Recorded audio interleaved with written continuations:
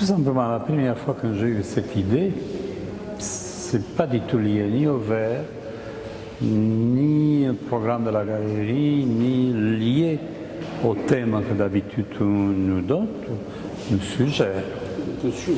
Voilà. Voilà. C'était tout simplement, en Bretagne, j'ai découvert les cimetières de bateaux. C'était mon première idée qui m'a amené à ce travail. Voilà, que je fais une série de ce travail, qui est un travail d'abord sur cette forme, qui rappelle un peu le bateau, la forme, voilà.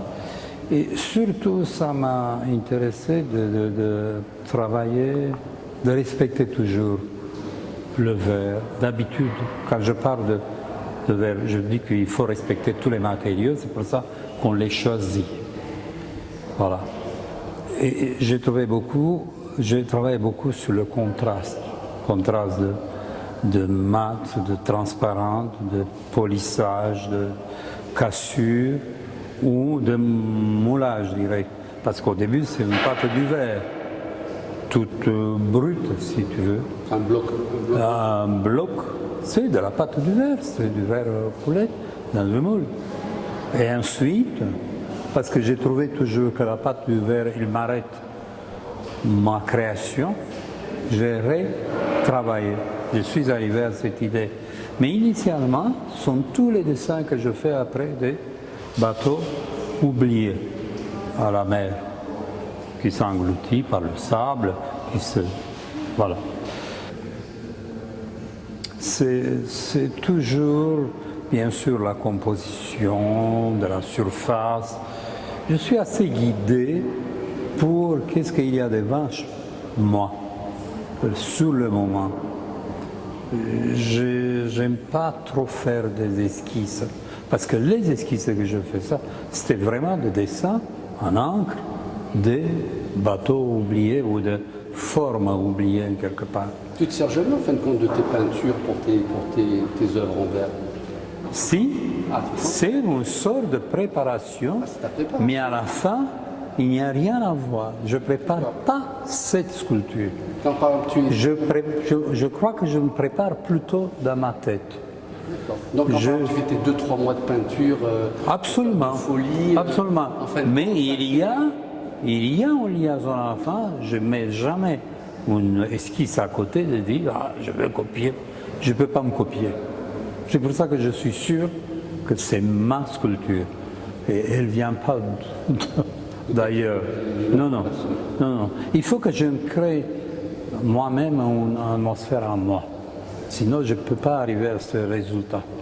Parce que pour expliquer la forme, ça m'intéresse beaucoup moins. C'est comment j'arrive à exprimer mes sentiments, mes émotions, qu'est-ce que je voulais faire, pourquoi. Je dirais très diverses, c'est-à-dire que tes émotions, quand on voit tes objets qui peuvent être d'une perfection, et ensuite tu vas aller les torturer derrière, je veux dire, ça c'est une volonté de ta part depuis très longtemps de ne jamais être sur une seule ligne. Tu aimes bien bouger les lignes, c'est-à-dire que tu n'aimes pas rester statique. Je t'ai toujours vu travailler de façon douce et violente en même temps, tu es toujours assez ambigu là-dessus. Paraît-il que tous les peintres, par exemple, qui font leur autoportrait, pas leur autoportrait, qui dessinent, qui peignent des visages, à la fin, c'est son visage qu'il peint. Dans ma sculpture, je pense que je montre qui je suis. Et là, par exemple, quand tu passes sur un totem comme ça pour l'exposition de cette année, ça, c'est plutôt, oui, tu me donnais la réponse, c'est plutôt cette idée. On parlait de ça, on parlait de, je ne sais pas, de bon Dieu, on parlait de... L'art et le sacré. L'art et le sacré. Je ne sais pas, cette verticalité. Déjà, la verticalité, c'est toujours, voilà, on soulève les yeux vers le ciel. Voilà. C'est vrai que ce n'était pas facile, parce que bien sûr qu'on ne commence pas ni à construire de cathédrales, ni faire la peinture murale qu'est-ce qu'on connaît en Orient ou dans les pays de l'Est ou dans la religion orthodoxe. Il fallait que je trouve une sensation. Et trouver une sensation avec la sculpture, c'est pas très facile, c'est pas donné. Voilà, j'ai parlé de cette verticalité. Encore une fois, j'ai cherché ce contraste encore entre transparence, entre arrêter la lumière et donner la lumière là où je veux.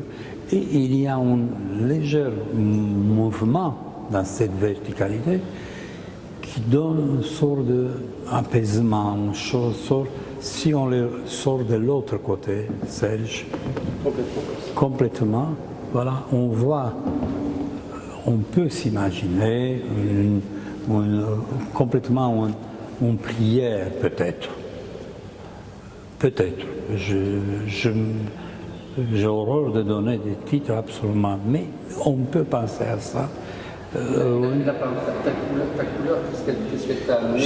Je pense que c'est, qu'est-ce que j'appelle, je ne sais pas, c'est toujours ce rouge qui m'envahit. Je travaille toujours, je ne sais pas si tu as saisi, si je mets un peu de couleur, c'est le rouge qui m'intéresse. Sinon, je travaille d'habitude avec du vert noir et noir. C'est ça. Dans ma peinture, par exemple, je travaille beaucoup avec le noir et le blanc. Et je pense que c'est plutôt pour accentuer cette histoire.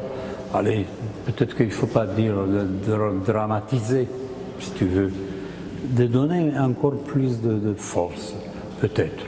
Et pour jouer, pour animer cette surface.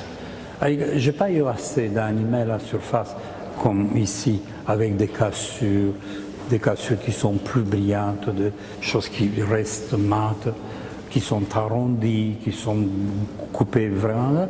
Là, j'ai senti besoin aussi de encore plus dramatiser, ou les mettre en évidence par la couleur. Et pour moi, c'est le rouge. Voilà. Écoute, Patey, je te remercie. Je vous en prie, monsieur. Et puis, à l'année prochaine. Oui, d'accord.